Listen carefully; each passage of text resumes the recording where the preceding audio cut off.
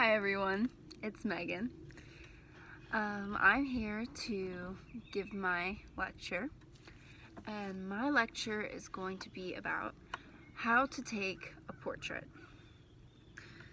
Now, I know a lot of people think portrait photography is only for photographers, but that's actually not true because most every single person in today's day and age has one of these, a smartphone. So with the smartphone, it's basically turned our whole entire generation into photographers. We're always taking pictures of where we are, who we're with, what we're doing. So I'm going to be talking to you today about a few tips of taking a portrait and what to do, what not to do, and how to get the best portrait that you can possibly get. So the first thing you want to consider when you're taking a portrait of someone else is the prep work, what you need to do before you ever get to the photo shoot. You need to consider things like the weather. Is it going to be raining where you are? You should definitely check the weather before you go ahead and go out and take pictures with someone. You should figure out, will it be raining, snowing, is there going to be hail? You need to figure all that stuff out. Some light rain is manageable if you have an umbrella. Another thing to consider is the location. I would definitely recommend that before you take a portrait of someone, if you're planning to do a serious portrait, that you visit the location first, or you look up pictures online. That's what I've done in my photography business. I will normally look up the location on my phone, or I'll go there myself and check it out and figure out where I want to be taking the pictures first of all. Another thing to consider is the age of your subject or subjects, because shooting a middle-aged couple is going to be a lot different than shooting a 3-year-old. Shooting a 3-year-old, you might need to bring things like little toys to distract them. You might need to just play with them for a little bit before they'll be comfortable letting you take pictures of them. Whereas a middle-aged couple will probably not present that many complications. Another thing that you want to consider is props. That can be just if someone contacts you and they want props, you can bring them along, or you can just bring some of your own props along. That's just use at your discretion. Another thing to consider is the time of day that you'll be taking the pictures. The worst time of day to take pictures is like around noon. The midday sun is the harshest. The light is coming directly from above. Almost any picture you take during this time of day is going to be unflattering. Now that is different if it's a cloudy day or overcast. But if it's just a regular sunny day, you do not want to take pictures in the middle of the day. I found the best time to take pictures is something that photographers like to call the golden hour, and that's, I'm sure you guys have all seen it. It's when the light gets really soft and diffused, and it's just really flattering. That's the best time to take pictures.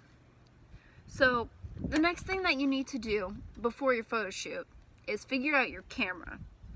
Now, I'm a photographer, and this here is my camera. This is what I would take to a photo shoot, and some of you might have one of these.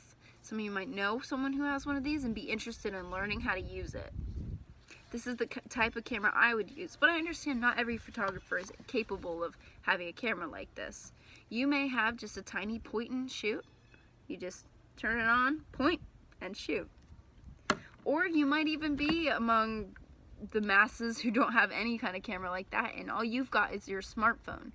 There are options for all three of these kinds of cameras, and even other types of cameras such as Polaroids or things like that. But regardless of what camera you have, whether it's a complicated DSLR or just your smartphone camera, you need to learn your settings. You need to know what you're doing. You need to not just get to your photo shoot and freeze because you don't know your camera's settings. So you need to learn your settings. That is so important, and I cannot stress that enough. So the third thing is the actual photo shoot. What should you do when you're there? You've got your friend, you've got your client with you. What should you do to get a great portrait?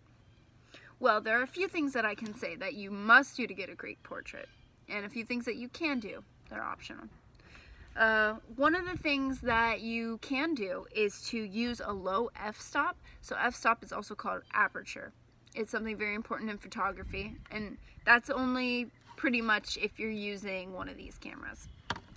But if you use a low f-stop, you can blur the background behind a person, which really makes your subject pop, which is a good thing, because your subject is, in a portrait, is the focus of the photo. So another thing you want to do is to never ever use built-in flash. That can apply to any kind of camera. Built-in flash usually makes people look just terrible.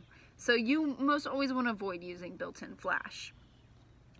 Another thing you want to do is watch for background junk. Taking this video, I chose to be outside. You can tell from the wind blowing my hair everywhere. And I chose this white background behind me. But something you wouldn't want to do is if there's actually this here, background junk. If this was leaning up against here, that would make my background look junky. You don't want just random poles sticking out of people's heads and things like that, because it just makes your portrait look unprofessional. Another thing you want to do is always focus on your subject, especially the subject's eyes. They say the eyes are the windows for the They say the eyes are the windows to the soul for a reason.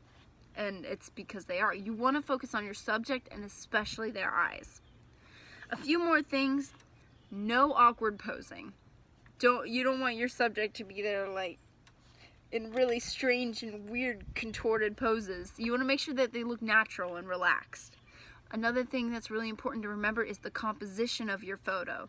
You don't want random objects just sticking out everywhere and making all those OCD viewers just cringe. Another thing you want to do is have candid shots. You don't want all your portraits to seem forced. You want them to catch them laughing and smiling and doing different things. Another thing to consider are your angles. You don't want to take all the pictures from one angle. You want to go up here, down there, go all around. You want to change your location, change their location. Just move around. Another thing you can do if you've got a DSLR camera is shoot in RAW format, and that's kind of complicated to explain, but in post-processing or editing, it can really help you out. So the last thing is post-processing, and that's quite simple to explain. That's just editing your photos, and a lot of people don't have the capability to do that by themselves, but if it's something you're really interested in, you can hire someone to do it for you. So this is my advice on how to take some good photos, and I got some advice from tomsguide.com, pixpa.com, masterclass.com, and picturecorrect.com. Thanks for watching.